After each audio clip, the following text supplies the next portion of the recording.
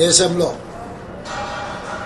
దళితులు, గిరిజనులు, ఆదివాసీలు, బలహీన వర్గాలు, మైనార్టీలను దృష్టిలో పెట్టుకొని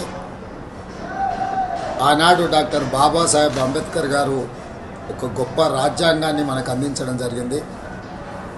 ఈ రాజ్యాంగం ద్వారా సంక్రమించిన ఎస్సీ, ఎస్టీ, బీసీ, మైనారిటీ రిజర్వేషన్లు విద్యా, ఉద్యోగ, ఉపాధి అవకాశాలలో వాళ్ళ అభ్యున్నతి కోసం కృషి చేస్తూ ఈనాడు వీళ్ళందరూ కూడా డాక్టర్లు, లాయర్లు, ఇంజనీర్లుగా, ఐఏఎస్, ఐపీఎస్లుగా రాణించి ఈ దేశం యొక్క ప్రగతిలో వాళ్ళు భాగస్వాములుగా ఉన్నారు. ఈరోజు భారతీయ జనతా పార్టీ దేశంలో 400 సీట్లు సాధించడం ద్వారా రాజ్యాంగాన్ని మార్చాలనే కుట్ర చేస్తున్నది.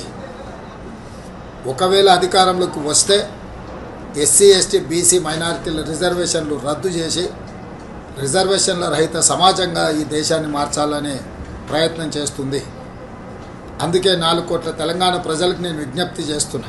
తెలంగాణ సమాజం అందరూ కలిసికట్టుగా కాంగ్రెస్ పార్టీకి, శ్రీమతి సోనియా గాంధీ, శ్రీ మల్లికార్జున్ ఖర్గే గారు, శ్రీ రాహుల్ గాంధీ గారి నేతృత్వంలో ఎన్నికల బరిలో దిగిన ఇండియా కూటమిని గెలిపించడం ద్వారా ఎస్సీ, ఎస్టీ, బీసీ, మైనారిటీ రిజర్వేషన్లను కాపాడుకోవడం, మన రాజ్యాంగ స్ఫూర్తిని, డాక్టర్ బాబాసాహెబ్ అంబేద్కర్ గారు ఇచ్చిన ఆలోచన విధానాన్ని ముందుకు తీసుకెళ్ళాలి.